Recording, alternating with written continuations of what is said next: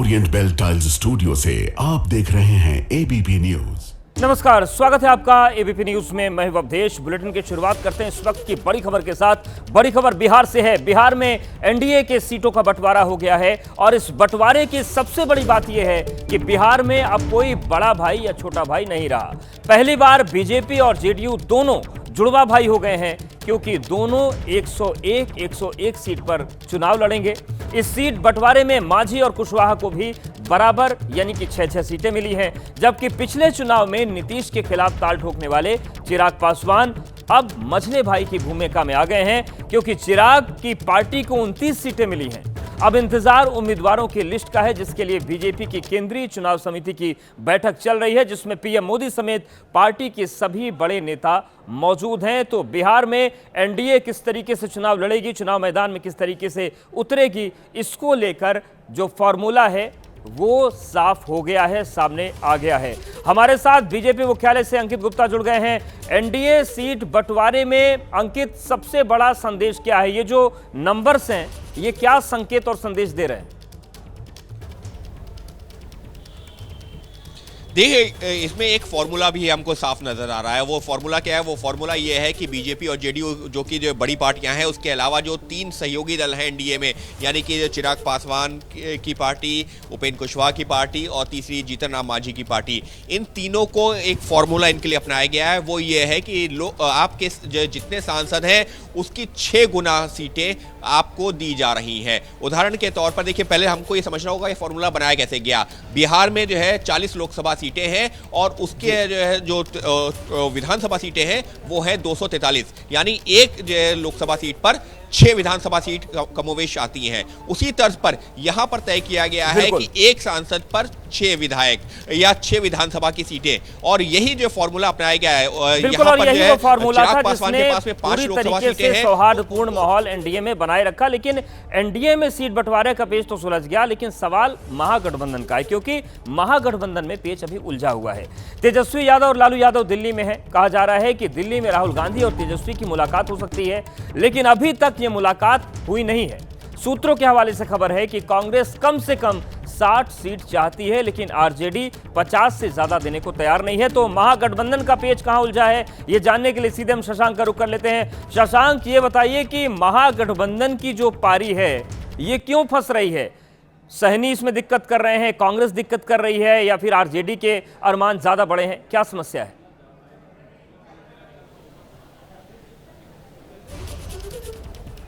सभी दल जो हैं, जो सबसे बड़ा दल महागठबंधन का राजद, उस पर ज़्यादा सीटों के लिए दबाव बना रहे हैं। अब हालत ये है, हमारे सोर्सेज बता रहे हैं कि आरजेडी ने कांग्रेस की बिहार इकाई से सीट बंटवारे पर बातचीत ही बंद कर दी है। अब कांग्रेस आलाकमान से राजद आलाकमान की जब मीटिंग होगी तो हो सकता है, उम्मीद की जा रही है कि रास्ता निकल जाए। अब चीज़ों को समझिए, पारस को जो है 2 सीटों का ऑफर दिया गया, उन्होंने ठुकरा दिया। भाकपा माले को 19 सीटों का ऑफर दिया गया, वो 30 पे अड़े हुए हैं। इसके अलावा सीपीआई ने 24 सीटों की सूची सौंप दी है, तेजस्वी 6-7 से ज़्यादा देने को तैयार नहीं है। सीपीएमएल 10 सीटों पर दावा ठोक रही है, तेजस्वी 4-5 से ज़्यादा देने को तैयार नहीं है। कांग्रेस 60 सीटों पर अड़ गई है, तेजस्वी 50 से ज़्यादा देने को तैयार नहीं है। मुकेश सहनी 30 सीटों की मांग कर रहे हैं और ये भी कह रहे हैं कि यह ऐलान किया जाए कि महागठबंधन में जो महागठबंधन की सरकार आएगी तो उसमें मुझे डिप्टी सीएम बना जाएगा, ये ऐलान किया जाए। तो सहनी को 15 से 18 सीट बिल्कुल, और शायद यही वजह है कि जेडीयू ये कह रही है कि महागठबंधन की बारात तैयार है, लेकिन दूल्हा नहीं मिला। बहुत शुक्रिया शशांक आपका हमारे साथ जुड़ने के लिए, और अंकित आपका बहुत शुक्रिया। तो बिहार में सीट बंटवारे का ऐलान 2 घंटे पहले हुआ, लेकिन उससे पहले हॉट सीट मोकामा की जंग करीब करीब फाइनल हो चुकी है। सूत्रों के मुताबिक आज खबर आई कि मोकामा में बाहुबली अनंत सिंह के खिलाफ बाहुबली सूरजभान की पत्नी वीणा देवी चुनाव लड़ेंगी। बाहुबली वर्सेस बाहुबल से बिहार में खलबली मच गई है।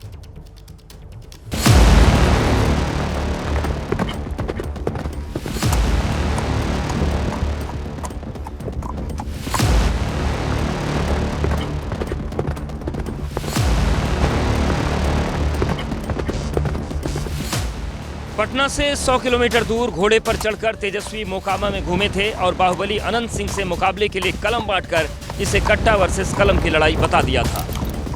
क्या लोग बंदूक बांटने का काम करते हैं मोकामा में? तेजस्वी आज मोकामा में कलम बांटने का काम करेगा, कलम बांटने का काम करेगा। लेकिन जब टिकट बांटने की बारी आई तो कट्टा के साथ हो लिए। तेजस्वी की पार्टी ने इस जंग को बाहुबली वर्सेस बाहुबली कर दिया है। सूत्रों के मुताबिक बाहुबली सूरजभान सिंह की पत्नी वीणा देवी अनंत सिंह के खिलाफ आरजेडी से चुनाव लड़ेंगी। एनडीए में सीट बंटवारे और जेडीयू में टिकट लिस्ट जारी होने के पहले बाहुबली अनंत सिंह ने मोकामा से नामांकन करने का खुला ऐलान कर दिया है।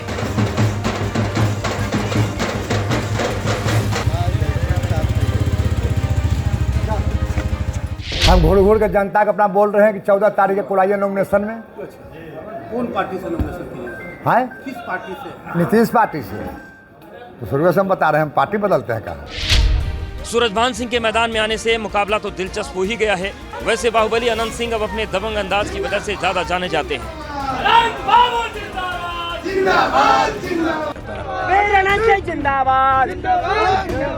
सरकार जिंदाबाद। हम यह मानते हैं कि जनता हमको बहुत मानता है, हम बाहुबली है। कभी भी आप घुटते हो गए तो नहीं क्यों उमड़ के बुतरू कुत्ते देखते हो गए विरोध में। वो जानता है कि नीतीश कुछ करिए नहीं रहा है, लेकिन ये नहीं जान रहा कि बिहार बसावल क्या कर तो नीतीश का बसावल है। ये बात नहीं का बुतरू नहीं जान रहा है। क्या लग रहा है खलबली मच गई है? विरोधी का हम नहीं जानते हैं, विरोधी हम नामे नहीं जानते हैं। एक तो जनता 1 लाख गाड़ी देता है, लेकिन लाजे नहीं है गाड़ी सुने वाला के, तो कौन दवाई। बिहार की सियासत में घोड़े की सवारी का ट्रेडमार्क अनंत सिंह के नाम पर दर्ज है, लेकिन जिस अंदाज में रथ से उतरकर तेजस्वी यहां घोड़े पर सवार हुए थे, उसमें नकल कम चुनौती का संदेश ज्यादा नजर आया था। और ये चुनौती तेजस्वी ने सूरजभान को आगे करके दी है। मोकामा में आपको जो आज बाहुबलियों की जंग दिखाई दे रही है, इसका इतिहास 25 साल पुराना है। साल 2000 में सूरजभान सिंह पहली बार मोकामा से निर्दलीय चुने गए। उस चुनाव में सूरजभान ने अनंत सिंह के बड़े भाई दिलीप सिंह को हराया था, लेकिन 2005 से अनंत सिंह लगातार इस सीट से विधायक रहे। छोटे सरकार के नाम से मशहूर अनंत सिंह पर 2020 के चुनावी हलफनामे के मुताबिक हत्या, अपहरण जैसे 38 मुकदमे हैं। 2020 का विधानसभा चुनाव राजद से जीते थे, लेकिन 2022 में एमपीएमएलए कोर्ट ने आर्म्स एक्ट में उनको दोषी ठहरा दिया था, जिसके बाद उनकी विधायकी चली गई थी। उपचुनाव उनकी पत्नी नीलम देवी जीती थी। लेकिन वक्त का पहिया घूमा। 2024 में नीतीश कुमार ने आरजेडी से गठबंधन तोड़कर एनडीए में वापसी की। तब नीलम देवी भी उन 3 विधायकों में से एक थीं, जिन्होंने अंतिम समय में पलटी मारकर जेडीयू बीजेपी सरकार को समर्थन दिया।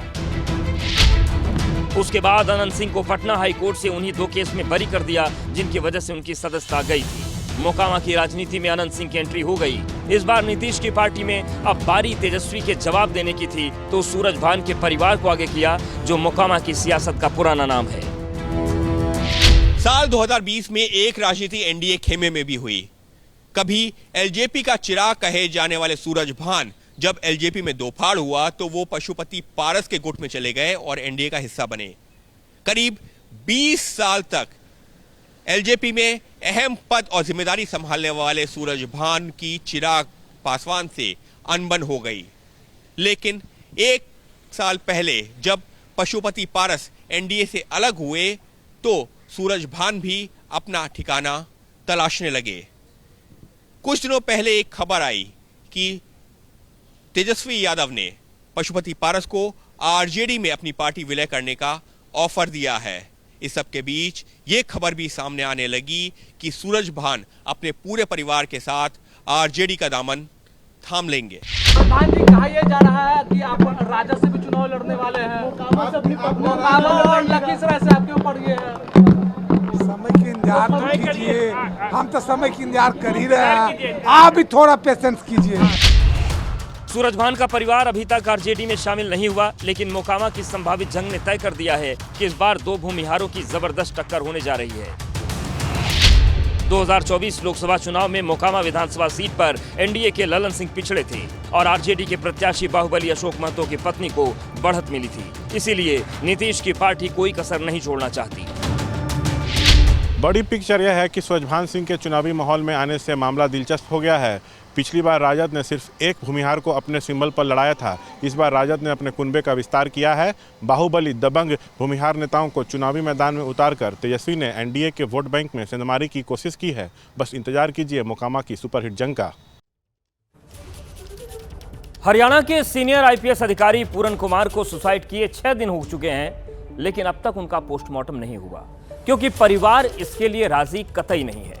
परिवार का कहना है कि पहले इस मामले से जुड़े लोगों पर एक्शन हो, उसके बाद ही पोस्टमार्टम होगा।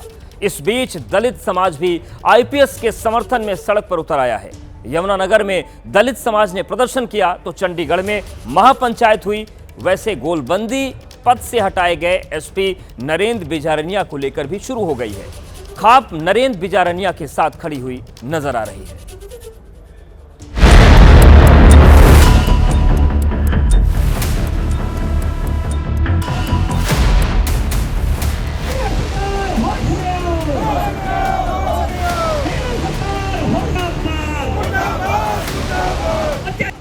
हरियाणा में सीनियर आईपीएस अधिकारी वाई पूरन कुमार सुसाइड केस में विवाद थमने की बजाय बढ़ता जा रहा है। खुदकुशी के 6 दिन बीत गए, परिवार की सहमति नहीं मिलने की वजह से आईपीएस वाई पूरन कुमार का पोस्टमार्टम नहीं हो पाया। उनकी पत्नी पहले डीजीपी शत्रुजीत कपूर और रोहतक एसपी नरेंद्र बिजारनिया की गिरफ्तारी की मांग कर रही हैं। 7 अक्टूबर को वरिष्ठ आईपीएस अधिकारी वाई पूरन कुमार ने गोली मारकर आत्महत्या कर ली थी। पूरन कुमार ने चंडीगढ़ में अपने घर के साउंड प्रूफ बेसमेंट में खुद को गोली मारी। पुलिस को पूरन कुमार का एक सुसाइड नोट मिला था। 8 पन्नों के सुसाइड नोट में उन्होंने कई आईएएस आईपीएस अधिकारियों के नाम लिखकर गंभीर आरोप लगाए थे। सुसाइड नोट में आईपीएस ने लिखा है, उनके साथ जातिगत भेदभाव कर उन्हें टारगेट किया गया। कुछ अधिकारी उनसे व्यक्तिगत रंजिश रखते थे।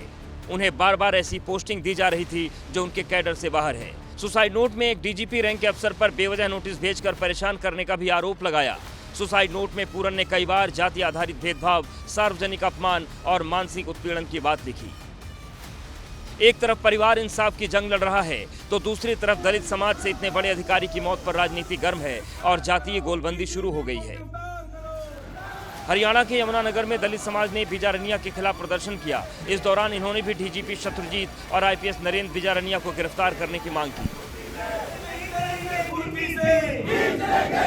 कि जो दोषी इस पूरे इसमें जो श्री वाई पूरन कुमार जी की हत्या में शामिल हैं, उनकी तुरंत प्रभाव से उनकी गिरफ्तारी की जाए।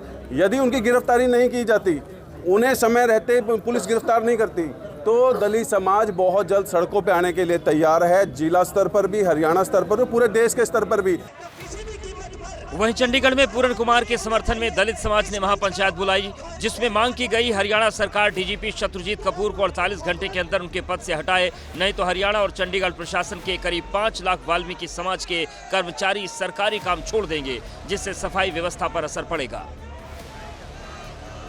आज पूरे 6 दिन हो गए हैं जब आईपीएस वाई पूरन कुमार ने आत्महत्या की थी, पर अब तक वाई पूरन कुमार का पोस्टमार्टम नहीं हो सका है, अंतिम संस्कार नहीं हो सका है, क्योंकि परिवार की तरफ से मांग है कि जिन नामों का जिक्र जो है वाई पूरन कुमार की पत्नी आईएएस समनीत पी कुमार ने अपनी शिकायत में किया है, उनके खिलाफ एफआईआर जो है, जो कॉलम है, जो सस्पेक्ट्स का, उसमें नाम दर्ज किया जाए। मामले में जातिगत भेदभाव की बात आई तो विपक्ष सैनी सरकार पर हमलावर हो गया। राहुल गांधी ने एक्स पर लिखा, हरियाणा के आईपीएस अधिकारी वाई पूरन कुमार की आत्महत्या उस गहराते सामाजिक जहर का प्रतीक है जो जाति के नाम पर इंसानियत को कुचल रहा है। जब एक आईपीएस अधिकारी को उसकी जाति के कारण अपमान और अत्याचार सहने पड़े तो सोचिए आम दलित नागरिक किन हालात में जी रहा होगा। तो सोनिया गांधी ने पूरन कुमार की पत्नी को चिट्ठी लिखकर अपनी संवेदना जताते हुए कहा, पूरन कुमार की ये मौत याद दिलाती है कि हमारे समाज में अब भी ऐसे पूर्वाग्रह मौजूद हैं जो वरिष्ठ दलित अधिकारियों को भी सामाजिक समानता से वंचित रखते हैं। इस बीच आजाद समाज पार्टी के अध्यक्ष चंद्रशेखर आजाद से लेकर कांग्रेस की वरिष्ठ नेता कुमारी शैलजा तक का पूरन कुमार के परिवार से मिलने का सिलसिला जारी है।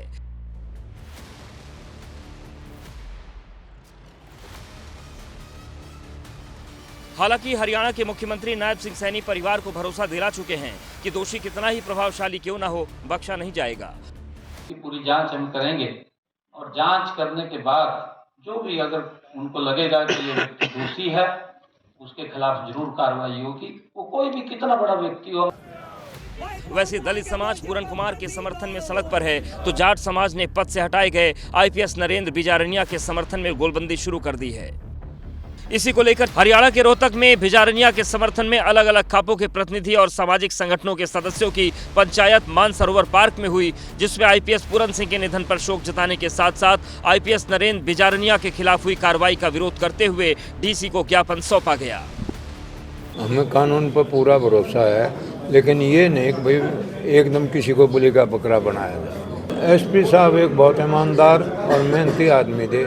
इन्होंने जाति पाति का कभी भी कोई काम नहीं किया और अधिकारी जो है हर वर्ग का, हर जाति का होता है। हम तो ये कहते हैं जो बेकसूर आदमी है उसको सजा ना दी जाए और कसूरवार बख्शा भी नहीं जाए। नरेंद्र बिजारनिया 2015 बैच के अधिकारी हैं। अपनी ट्रेनिंग के आखिरी दिन आईपीएस नरेंद्र बिजारनिया ने आनंद पाल का एनकाउंटर कराया। कई सालों तक आनंद पाल को राजस्थान पुलिस की तमाम टीमें खोजती रहीं, लेकिन नरेंद्र बिजारनिया की टीम ने पहले उसके दोनों भाइयों को पकड़ा, फिर आनंद पाल की पुख्ता लोकेशन पता कर एनकाउंटर टीम का हिस्सा रहे। लेकिन आईपीएस वाई पूरन कुमार सुसाइड केस में नाम आने के बाद बिजारनिया को पद से हटाकर उनकी जगह आईपीएस सुरेंद्र सिंह गोरिया को रोहतक का नया एसपी बनाया गया है। अब बात करते हैं बेटियों से दरिंदगी की। उत्तर प्रदेश से लेकर पश्चिम बंगाल तक बेटियों के साथ दरिंदगी हो रही है। पश्चिम बंगाल के दुर्गापुर में मेडिकल छात्रा के साथ गैंगरेप की वारदात हुई, तो यूपी के लखनऊ में 11वीं की छात्रा के साथ 3 लोगों ने हैवानियत को अंजाम दिया। She was studying in a private medical college. How they came out in the night at 12:30?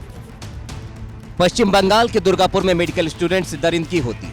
5 बदमाश उसके साथ रेप करते हैं और सूबे की महिला मुख्यमंत्री कह रही हैं, लड़कियों को रात में कॉलेज कैंपस से बाहर नहीं जाना चाहिए। तो क्या मुख्यमंत्री ममता बनर्जी ये मान रही हैं कि पश्चिम बंगाल रात में महिलाओं के लिए सुरक्षित नहीं है? क्या ममता मान रही हैं उनकी पुलिस रात में लड़कियों को सुरक्षा देने में नाकाम है? अगर नहीं तो महिलाओं की सुरक्षा पुख्ता करने की बजाय दीदी महिलाओं के लिए ऐसी बेतुकी सलाह क्यों दे रही हैं? But private medical colleges also is to take care for their students, and especially the girl child at night time. They should not be allowed to come out in the outside. Medical student से दरिंदगी के बाद BJP ममता पर हमलावर है, कानून व्यवस्था पर सवाल खड़े कर रही है और अब ममता के इस बयान ने बीजेपी के हमलों को और धार दे दी है। ममता बनर्जी का बयान बहुत ही निराशाजनक है।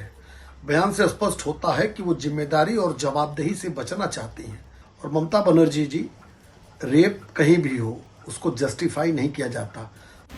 बीजेपी नहीं, छात्रा के साथ दरिंदगी पर कांग्रेस भी ममता सरकार पर हमलावर है। कांग्रेस कार्यकर्ताओं ने उस मेडिकल कॉलेज के बाहर विरोध प्रदर्शन किया जहां पीड़ित छात्रा का इलाज चल रहा है। कांग्रेस कार्यकर्ता मेडिकल कॉलेज में दाखिल होने की कोशिश कर रहे थे, लेकिन गेट पर सिक्योरिटी गार्ड्स ने उन्हें रोक लिया।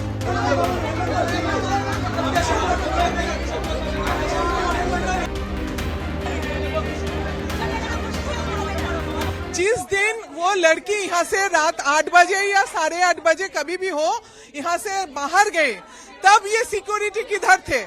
तब इन लोगों ने उसको रोका क्यों नहीं? अगर तब रोक देते तो आज ये हमला नहीं होता। बेटियों की सुरक्षा को लेकर सवाल सिर्फ बंगाल में ही नहीं, उत्तर प्रदेश में भी है। उत्तर प्रदेश की राजधानी लखनऊ के बंथरा थाना इलाके में 3 युवकों ने 11वीं की छात्रा के साथ गैंगरेप की वारदात को अंजाम दिया। हालांकि पुलिस ने इस मामले में तुरंत एक्शन लेते हुए 2 आरोपियों को धर दबोचा। एक आरोपी पुलिस के साथ मुठभेड़ में जख्मी भी हो गया। उत्तर प्रदेश में अगर कोई महिला से, बहन से, बेटी से छेड़खानी करता है तो अपने पैरों पर चल कर नहीं जा पाता है। बीजेपी आरोपियों के खिलाफ सख्त एक्शन की बात कर रही है, तो वहीं समाजवादी पार्टी पुलिस के एनकाउंटर वाले एक्शन पर सवाल उठा रही है। कई हजार आंकड़े हैं जो एनकाउंटर के सरकार बता सकती है। जो काम पुलिस को ठीक करना चाहिए, जिन अच्छे अधिकारियों को जिम्मेदारी देनी चाहिए, उन अधिकारियों को जिम्मेदारी सरकार नहीं दे रही है। राजनीति से इतर सच्चाई यही है कि यूपी से लेकर पश्चिम बंगाल तक बेटियों के साथ दरिंदगी हो रही है। जरूरत है आरोपियों को कड़ी से कड़ी सजा की, ताकि अपराधियों में खौफ हो और वो किसी वारदात को अंजाम देने की जरूरत ना करें।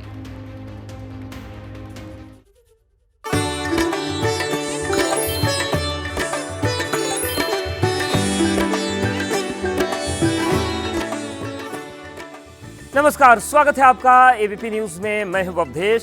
शास्त्रार्थ आप देख रहे हैं और शास्त्रार्थ की स्थिति इसलिए बनी है क्योंकि दीपावली के मुहूर्त और पूजन को लेकर आचार्यों के 2 पक्ष आमने सामने आ गए हैं। एक पक्ष कह रहा है कि दीपावली का पूजन 20 को होगा और दूसरा पक्ष ये कह रहा है कि दीपोत्सव हमें 21 अक्टूबर को करना है। अब प्रश्न ये आ रहा है कि आखिर ये विचार क्यों आया और 2024 वाली स्थिति एक बार फिर से क्यों बन गई है, जब हमें पूछना पड़ रहा है कि दीपावली आखिर है कब। प्रदोष काल की भी बात हो रही है, जो उदया तिथि होती है उसकी भी बात हो रही है और जो तमाम ज्योतिष और आध्यात्मिक ग्रंथ हैं उनके भी दृष्टांत दिए जा रहे हैं। तो सीधे अब शास्त्रार्थ की शुरुआत करते हैं, क्योंकि विषय बहुत बड़ा है कि अपना पर्व हम मनाएं कब। हमारे साथ 6 आचार्य जुड़े हुए हैं जो बताएंगे विस्तार से कि आखिर 20 और 21 तारीख की जो स्थिति है उसमें सही समय क्या हो। तो हम पहले परिचय करवा देते हैं और जो आचार्य 20 तारीख की जो तिथि है उसको सही मान रहे हैं, हमारे साथ हैं डीपी शास्त्री जी जो बताएंगे कि 20 तारीख क्यों सही है। आचार्य राजकुमार शास्त्री जी हैं, वो भी हमारे साथ जुड़े हैं, वो भी विस्तार से विश्लेषण करेंगे। आचार्य प्रतीक भट्ट जी भी बताएंगे कि आखिर 20 तारीख को ही दीपावली क्यों मनाएं। उसके बाद 21 तारीख का भी पक्ष है कि आखिर 21 तारीख को दीपावली क्यों। तो आचार्य विक्रमादित्य जी हैं, वो बताएंगे विस्तार से, ग्रंथों के साथ यहाँ पर मौजूद हैं। आप देख रहे हैं ग्रंथों की कितनी बड़ी श्रृंखला लेकर आए हैं। आचार्य प्रकाश जोशी जी भी हैं, वो भी पंचांग लेकर आए हैं, ग्रंथों को लेकर आए हैं, वो अपना विश्लेषण देंगे। और आचार्य राज्य मिश्रा जी बताएंगे कि आखिर 21 तारीख को दीपोत्सव क्यों मनाया जाए। और उसके बाद हम आखिर में ये भी जानने की कोशिश करेंगे, सभी आचार्यों का मत लेंगे कि 2 में से 1 तारीख कौन सी चुनी जाए। तो शुरुआत करते हैं आचार्य डीपी शास्त्री जी, ये 20 और 21 का जो कंफ्यूजन है ये क्यों है और आप क्या तिथि मान रहे हैं कि कौन सी सही रहेगी दीपावली के लिए? देखिए, एक तो बहुत सारी शुभकामना देना चाहता हूँ। काशी विद्वत परिषद निर्णय लिया है, बीएचयू भी निर्णय लिया है कि 20 तारीख को 3:43 से लेकर के अमावस्या शुरू हो रहा है। अगले दिवसों 5:48 किसी पंचांग में 52-54 तक है। तो गोधली बेला या सायंकालीन बेला या रात्रि की पूरी अमावस्या है, 20 तारीख को है। तो 20 रात्रि में भगवती का पूजन किया जाता है, गोधली बेला में किया जाता है, सिंह लगन में किया जाता है। तो चतुर्दशी अमावस्या युक्त उन्होंने निर्णय दिया कि आपने इस व्रत को इसी हिसाब से हम लोग बनाए। और काशी के पंचांग भी मेरे पास है, इसमें स्पष्ट उन्होंने लिखा है जब कोई पंचांग नहीं छपता था तो पंचांग छपता था। दिवाली पर उन्होंने 20 तारीख को दिया है, रात्रि में दिया है। 21 को कह रहे हैं कि काशी में 3:43 पे अमावस्या खत्म होगा, यानी कि अमावस्या 21 को खत्म हो जाएगी। और प्रदोष काल की जो बात करते हैं वो प्रदोष काल नहीं मिलेगा। तो आचार्य विक्रमादित्य जी आपके पास आ रहे हैं, ये जो प्रदोष काल है वो तो 21 को मिलेगा नहीं, फिर 21 को दीपावली क्यों? देखिए, दीपावली की बहुत शुभकामना। हम सब लोगों के मत होने चाहिए। शास्त्र के अनुसार से कोई भी बात कह रहे हैं तो उसका एक मत होना चाहिए, उसका एक सूत्र होना चाहिए और कहीं ना कहीं वो प्रमाणित होना चाहिए। मैं यहाँ प्रमाण के साथ आया हूँ। ये तिथि निर्णय पुस्तक है। तिथि निर्णय के अंदर जो भी प्रमाण किया जाता है उस प्रमाण के अनुसार से बात की, चाहे काशी विद्वत परिषद है, चाहे कोई भी विद्वत परिषद है, उस प्रमाण से बाहर नहीं जा सकते। शास्त्र विधि के अनुसार से जाना चाहिए। तो ये अमावस्या, कार्तिक अमावस्या के दिन शास्त्र कहता है इदम प्रदोष व्यापनी ग्राह्या, इदम प्रदोष वापनी ग्राह्य होना चाहिए। अब दिक्कत क्या पड़ गई है, इस बार दोनों दिन प्रदोष के समय पर जो है अमावस्या उपस्थित है। तो उसके बाद भी साथ शास्त्र में नेक्स्ट अगला सूत्र दिया गया है, वहां कहता है, शास्त्र कहता है इसे द्विदिने दिने द्वई सत्य असत्य परा परा परा यानी जो दूसरे दिन आ रही हो वो ग्रहण की जानी चाहिए। ये शास्त्र का मत है। अगर यहां बैठे हुए उपस्थित विद्वान जन है, शास्त्र मत दिखा दे। मैं कह रहा हूं किसी भी विद्वत परिषद ने कहा तो वो आके सूत्र देना। उसके बाद मैं सबसे बड़ा प्रमाण यहां देने की बात कर रहा हूं, शताब्दी पंचांग। अभी आपने पंचांग की बात करी, शताब्दी पंचांग ये छपा आज से 50 साल पहले और इस पंचांग के प्रमाण के अनुसार से ये पंचांग, शताब्दी पंचांग जो है वो श्रेष्ठ है और उसके अनुसार से हम बात करनी चाहिए। और उसको प्रमाणित करने के लिए यहां पर 30 यानी अमावस्या जो है मंगलवार के दिन चित्रा नक्षत्र समाप्त होने के बाद में रहेगा। तो ये सबसे रूप से दीपावली पूजन का वर्णन मिलता है। इसका जवाब ले लेते हैं जो आपने बात कही है। प्रतीक भट्ट जी, जो आचार्य विक्रमादित्य जी कह रहे हैं कि 2 दिन अगर अमावस्या मिल रही है या प्रदोष काल मिल रहा है तो निर्णय, उन्होंने तिथि निर्णय की बात की। निर्णय सिंधु ग्रंथ भी ये कहता है कि अगर 2 दिन मिल रहा है तो दूसरे दिन वो पूजा होनी चाहिए। निर्णय सिंधु भी यही कहता है और निश्चित तौर पर यही कहता है। लेकिन आप एक बात चीज समझिए, निर्णय सिंधु ये भी कहता है प्रतिपदा के दिन दीप प्रज्वलित नहीं करेंगे आप, अमावस्या के दिन ही करेंगे। और अरे खास बताइए तौर ना, से सबसे जब पहली बात ये बात कर रही, जब 5:54 पे खत्म हो रही है, तो बताइए ना कहां, अरे निर्णय सिंधु के अंदर कहां लिखा है ये बात बता दीजिए, प्रमाणित करिए कि अरे भैया वो बताइए, प्रतिपदा के दिन दीप प्रज्वलित नहीं हो सकते। अमावस्या का त्योहार क्यों मनाया गया उद्देश्य? क्योंकि अंधकार का अंत किया जाए, अंधकार का अंत किया जाए। राम वापस लौट रहे थे, अमावस्या तिथि ही जब नहीं है, 5:00 पे खत्म हो जा रही है दिल्ली और अलग अलग प्रांत में भारत में, तो निश्चित तौर पर आप दिवाली कैसे मना लेंगे? आप कहीं ना कहीं अंधकार को हटाने के लिए दिवाली की पूजा शुक्ल पक्ष प्रतिपदा जब 41 दिन है तो मतलब ही नहीं है। राज मिश्रा जी, दीपावली में सूर्यास्त की प्रधानता है या सूर्योदय की? जब लोग उदया तिथि की बात करते हैं, क्या उदया तिथि इसमें नहीं है? मैं उसी पर आ रहा हूं, मैं विस्तार से मैं एक बात स्पष्ट कहना चाहूंगा। सबसे पहले तो आप सभी को दीपावली की हार्दिक शुभकामनाएं, और एक कार्यक्रम एक शास्त्रार्थ है। एक और चीज बता देता हूं, दीपावली एक दिवसीय त्योहार नहीं है, दीपावली 5 दिवसीय त्योहार है, जो बाकायदा धनत्रयोदशी से प्रारंभ होकर के और भाई दूज तक मनाई जाती है। अब दूसरा विषय मैं कह रहा हूं, किस परिषद ने क्या कहा, मैं क्या कह रहा हूं, शास्त्री जी क्या कह रहे हैं, आचार्य जी क्या कह रहे हैं, वो मतलब नहीं है। शास्त्र क्या कह रहा है वो सबसे महत्वपूर्ण है, और शास्त्र बहुत स्पष्ट रूप से कहता है। मैं चाहूंगा अगर कैमरामैन के लिए पॉसिबल है तो वो आकर के दिखाएं। मैं धर्म सिंधु, निर्णय सिंधु जो धर्म ग्रंथ कहते हैं उसकी बात कहता हूं।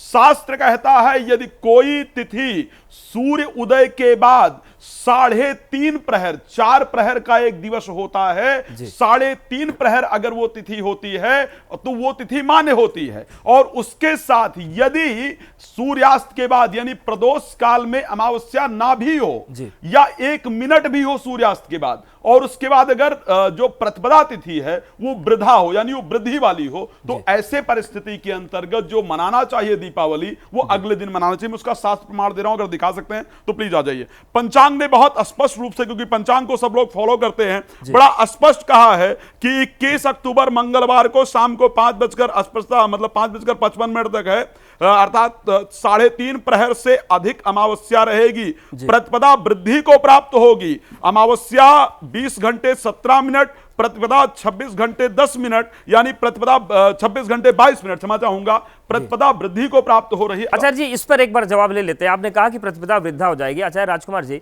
जो राज मिश्रा जी कह रहे हैं कि प्रतिपदा वृद्धा हो जाएगी, लेकिन फिर उसके बाद ये वृद्धि हो जाएगी, तो उसके बाद ये प्रश्न उठता है कि जो महानिशा पूजा होती है, तो फिर क्या महानिशा पूजा हो पाएगी किसको? देखिए, शास्त्रार्थ का विषय है, और एक ही पंचांग में तिथि का निर्णय कैसे किया जाता है। एक तिथि 12 अंश की होती है, और 12 अंश में अलग अलग पंचांग है। काशी का पंचांग अलग है, चंडीगढ़ का पंचांग अलग है, दिल्ली का पंचांग अलग है, राजधानी पंचांग, और सूर्योदय सूर्यास्त में दोनों में अंतर होता है। तिथि का निर्णय हर व्यक्ति के पास वो पंचांग, सारे पंचांग नहीं होते, 1-2 पंचांग को लेकर के काम करते हैं। उस तिथि में ऋण चालन और धन चालन किया जाता है। सूर्योदय में ऋण चालन करके, यदि वहाँ का पंचांग नहीं है, उत्तर पूर्व पश्चिम चारों दिशाओं के हिसाब से, और धन चालन किया जाता है। 2 प्रकार के सिद्धांत हैं, और तिथियां 2 प्रकार की हैं।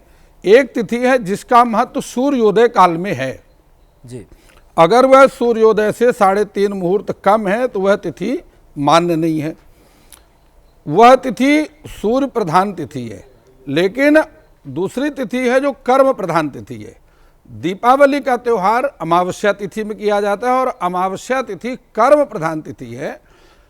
सायंकाल में 20 तारीख को 3:44 में तिथि आरंभ हो रही है, और 21 तारीख को वही तिथि सूर्योदय काल में भी है, और 5:56 में के आसपास समाप्त हो रही है।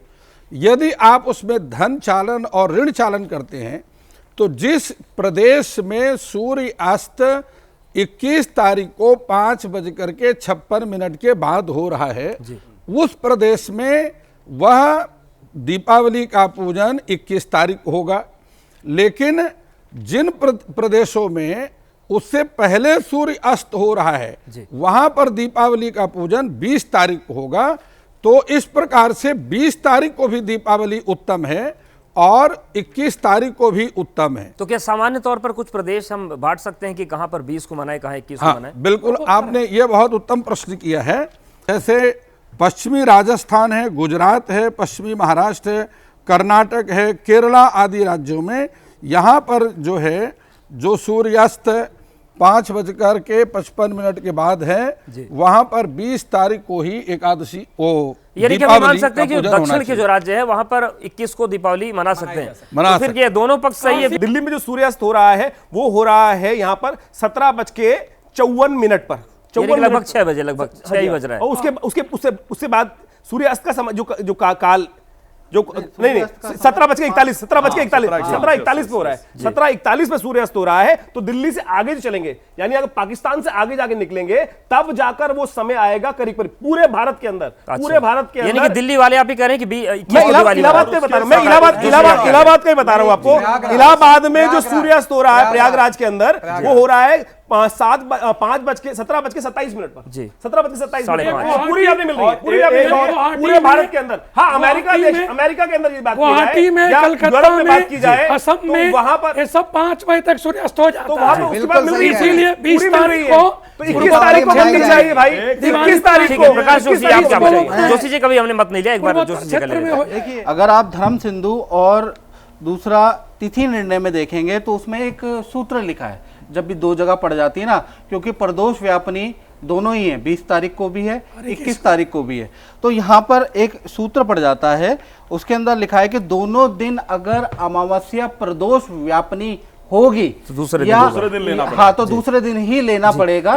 तो 21 तारीख ही शास्त्र सम्मत है, इसको कोई नकार नहीं सकता। शास्त्री जी, ये निर्णय सिंधु का जो दे रहे हैं जोशी जी तर्क, ये तो आया है कि अगर 2 दिन मिल रहा है प्रदोष अमावस्या, तो निर्णय सिंधु का तर्क दे रहे हैं। मैं एक चीज बताना चाहता हूँ, पूर्वोत्तर क्षेत्र में गुवाहाटी इत्यादि जो असम का स्टेट है, मेघालय, मिजोरम, वहाँ पे 5 बजे के आसपास सूर्यास्त हो गया है। तो फिर तो बढ़िया है ना, और चीज को और बढ़िया है महाराज। यहाँ पे तो दिक्कत क्या है? आप देखिए पहले, दिक्कत नहीं है ना भाई साहब। देखिए, बाहर दिक्कत तो यूरोप में है, दिक्कत तो अमेरिका में है, तो वहां पर आप निर्णय ले सकते हैं। लेकिन भारत के अंदर, संपूर्ण भारत के अंदर, अभी आचार्य जी बोल रहे हैं कि दक्षिण भारत के अंदर, मैं कहूँ दक्षिण भारत में कहीं भी सूर्य उदय जो है आप इधर देखिए, नहीं हो रहा है। मैं 50 से पहले हो नहीं रहा है भाई, बताना चाहता हूँ, चेक कर लो कि 4:12 पे एकादशी का पंचांग है BHU का, ये अमावस्या खत्म हो जा रहा है। बोलो कैसे? अरे 20 तारीख कहाँ कह रहे हैं भाई? गलत कह रहे हो। ये देखिए, सुनिए, ये मेरे पास, सुनिए, लेकिन 17 एक मिनट,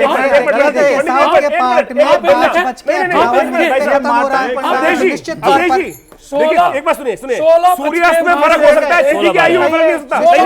एक मिनट, सूर्यास्त में फर्क हो सकता है, तिथि की आयु में फर्क नहीं हो सकता। तिथि जो करना है, अरे तिथि का आयु फर्क नहीं होता। तिथि जो है, एक प्रश्न और भी है, एक गणना का विषय है, गणना का विषय। एक मिनट पंडित महाराज, एक मिनट पंडित महाराज, आप ज्योतिष की गणना गलत कर रहे हैं, ज्योतिष की गणना गलत कर रहे हैं, ज्योतिष की गणना गलत कर रहे हैं। उन्होंने कहा कि एक जो अंश है, 12 अंश है, 12 अंश चाहे भारत में चले जाओ, कहीं चलेगा, वो 12 अंश रहेंगे।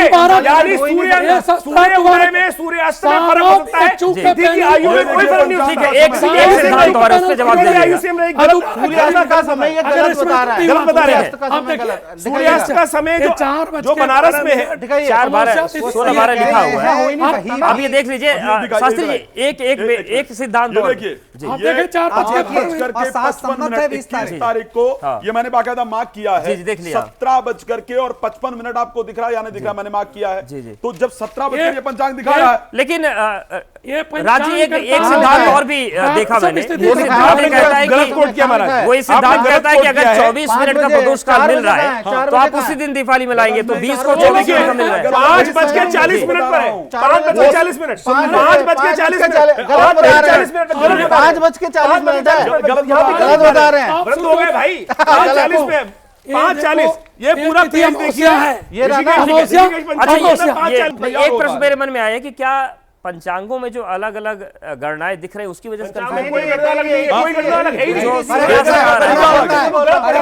आप पढ़ लीजिए यहाँ पे, मैं कह रहा हूँ उनके पंचांग में इन्होंने पढ़ा गलत है, इन्होंने गलत जगह पढ़ लिया है, गलत। अरे भैया पढ़ो। छोड़ दो, आप उनको समझा दीजिए ना। लाइए आप दिखा दी मुझे। ये मंगलवार की अमावस्या, अरे मैं पढ़ के 24, 40, 16 बजे के बारे में ये देखिए, अरे रुकिए ना भाई साहब, क्या यहाँ तिथि? लिखा है, भाई पंडित जी बता रहे हैं ना आपको, देखिए यहाँ लिखा है एक सेकंड, आप पहले देखिए ये क्या लिखा है, अमावस्या, ठीक है, अमावस्या में 24, एक सेकंड, 24-40 अमावस्या की आयु है, अमावस्या की आयु है, घटी 24-40 24-40 का घंटा देखो। सेकंड भाई साहब, ये अमावस्या की आयु है, 1 घंटा होता है, सुन लीजिए, 4 बजे ये घंटा है, 8 घंटे हो गए, एक सेकंड, अभी आप समझे कि यही जो गणना है पूरे विश्व में एक ही रहेगी ना, तो ये पंचांग अगर उठा के देखेंगे नहीं था, लिखने वाला गलत है। सुनो तो सही, ये क्यों गलत लिखा है? मैं आपको बता रहा हूँ, कंप्यूटर गणना, ये इलाहाबाद का पंचांग मैंने निकाला 21 तारीख के दिन, 21 तारीख के दिन इलाहाबाद के पंचांग के अनुसार से यहां पर जो गणना आई, सूर्योदय तिथि ये जो दिखा रहा है 17:54 तक तिथि समाप्ति का, अमावस्या कृष्ण अमावस्या 21 को है ना, 20 तारीख को बता रहे हैं, 20 को देखेंगे भाई, 21 को क्यों देखेंगे? देखो अमावस्या नहीं है ना, यही तो मेरा प्रश्न है कि जो ये देखो हो रही है पंचांग में, क्या इसकी वजह से हो रही है? 21 तारीख चतुर्दशी सुनो, समाप्त आप सुनो चतुर्दशी समाप्त हो रही है, पंचांग देखो, पहले पंचांग है 21 तारीख अमावस्या, मंगलवार 24-40 घटी 16 बज के, ठीक है, आप लोग बैठ जाइए। सूत्र तो ये लगेगा ना कि यहाँ पे लिखा हुआ है दिने द्वय से परा का मतलब लगेगा ना, परा लगेगी, आप सूत्र दिखा दीजिए। ठीक है, आप पूर्व ठीक है, मैं सूत्रों को छोड़ देते हैं, समय की सीमा है। सूत्र है काशी और एक सेकंड, सूत्र क्यों? ठीक है, अच्छा जी, पुस्तक से बात जा रहे हैं, अच्छा अभी इसमें आ जाते हैं कि दीपावली मनाए कब? मनाए कब? महानिशीत काल बोला गया, महानिशीत की रात्रि बोली गई। महानिशीत काल आप के कैसे लिए आप कोई जिसमें लिखा है अमावस्या रात्रि को मानी रही है, महानिशीत की पूजाएं होती है, पूजाएं होती है, तो कब मनाए? ठीक है, अब मूल प्रश्न में आ जाते हैं, ये बताएं कब मनाए दीपावली? 21 तारीख, एक एक करके आप बता दीजिए, कारण बता दीजिए। उसका कारण मैं बता रहा हूं, शास्त्र कहता है और बाकायदा निर्णय सिंधु कहता है कि सबसे पहले अपहरणे प्रकर्तव्यम श्राद्ध पितृ परायण, अपहरण काल में श्राद्ध कीजिए सबसे पहले। अब जब दोपहर में अमावस्या है ही नहीं 20 तारीख को, तो श्राद्ध आप करेंगे कैसे? कुतब बेला में श्राद्ध होता है। फिर लिखा है प्रदोष समय राजन कर्तव्यम दीप मालिका, और प्रदोष काल में आप दीप इत्यादि जला करके पूजन कीजिए। तो पहले आप श्राद्ध करेंगे फिर पूजन करेंगे, अमावस्या है नहीं तो श्राद्ध करेंगे कैसे? फिर दूसरी चीज, नहीं एक बात और बता रहा हूँ, इसको भी सुनिए, श्राद्ध गलत नहीं ले रहा हूँ, दीपावली की हो रही है, मैं दीपावली को दिखा रहा हूँ, ये सुनिए ना, दीपावली में भी, दीपावली के दिन भी आप लक्ष्मी पूजन कैसे करेंगे? प्रतिपदा में आप पूजा कराएंगे? आप बिल्कुल नहीं हो सकता, प्रतिपदा के अंदर है, बिल्कुल नहीं हो सकता। आप बताइए 21 को क्यों? 21 को क्यों? राजीव, थोड़ी समय की सीमा है, 21 को क्यों? देखिए 21 का मैंने सूत्र आपको सब पूरे शास्त्र के भारत के अनुसार से मैं सबको बताया कि सूत्र ये है कि जिसमें साफ साफ कहता है कि प्रदोष काल व्यापनी होनी चाहिए, पराग्राह्या होनी चाहिए, तो पराग्राह्य के अनुसार से शास्त्र के अनुसार से बनाएगा। और अगर शास्त्र में सूत्र ही नहीं है, तो जो रात्रि व्यापनी कह रहे हैं, तो रात्रि व्यापनी का सूत्र तो दे दो भैया। तो तिथि निर्णय के अनुसार से है, अगर कोई भी, मैं कह रहा हूं काशी विद्युत परिषद है चाहे कुछ है, और जहां भी बात की जा रही है, मैं कह रहा हूं अगर गणनाएं देखने चाहते हैं, ठीक है, गणनाओं पर हमने बात कर ली, आपके पास आते हैं 20 को क्यों मनाएं? कंफ्यूजन खत्म करते हैं। देखिए ऐसा है, जो पंचांग तैयार किया जाता है जी, उसमें दो भेद आ रहे हैं जी, चाहे काशी का पंचांग या दूसरे पंचांग है, उसके दो सिद्धांत हैं। एक पंचांग की गणना है सूर्य सिद्धांत के आधार पर की जाती है, दूसरा जो कुछ विद्वान हैं जो सिद्धांत के, वह दृग गणित के आधार पर पंचांग तैयार करते हैं। ठीक है, जो सूर्य सिद्धांत का गणित भाग है जी, और जो दृग गणित का की प्रक्रिया है, उसमें 1.5 घंटे का फर्क है। पूछता हूं शास्त्री तिथि निर्णय कैसे निकलेगा? अब चंद्र और सूर्य की गणनाओं के आधार पर आप मुझे बता दीजिए तिथि का निर्णय कैसे होता है, बता दीजिए। क्या होगा? तिथि का निर्णय बता फर्क आएगा। मैं तिथि गणना निकाल देता हूं। नहीं, अब एकदम समय की सीमा खत्म हो गई है, तो बस जल्दी जल्दी बता दीजिए, पूरा करने दीजिए। फिर मैं एक चीज और जिस पर सूर्य सिद्धांत के आधार पर है, ठीक है, सूर्य और दृग सिद्धांत, सूर्य सिद्धांत और दृग गणित के आधार पर जो पंचांग होगा उसमें 1.5 घंटे का फर्क आएगा। ठीक है, सबसे बड़ी अब जो हम बात करते हैं विक्रमादित्य जो कह रहे हैं ये प्रयागराज मिला के ये है कि आप लोग उसमें ये कह रहे हैं कि 20 तारीख करना पड़ेगा, आप लोग कह रहे हैं 20 तारीख पंचांग करना पड़ेगा। 21 को हर पक्ष जो है दिया गया है और 10 को निर्णय लेना है समझ में आ रहा है और किस निर्णय के साथ आप दीपोत्सव को मनाना चाहते हैं। तो ये शास्त्रार्थ की बातें निकलकर सामने आई है, कंफ्यूजन क्यों हुआ है ये भी बताया गया है और अब निर्णय आपको लेना है। लेकिन शास्त्रोक्त जो बातें हैं उसमें ऐसा लगता है कि जो पंचांगों की गणना के आधार पर दोनों ही पक्ष अपनी अपनी बातें कह रहे हैं और पक्षों के साथ उन्होंने प्रादेशिक रूप से एक वितरण भी समझाया है। तो ये पूरी दीपोत्सव में जो स्थितियां बन रही हैं उसके शास्त्रार्थ का लबोलुआब निकलकर सामने आया है। आप सभी का बहुत धन्यवाद हमारे साथ जुड़ने के लिए और आप सभी देखते रहिए एबीपी न्यूज़।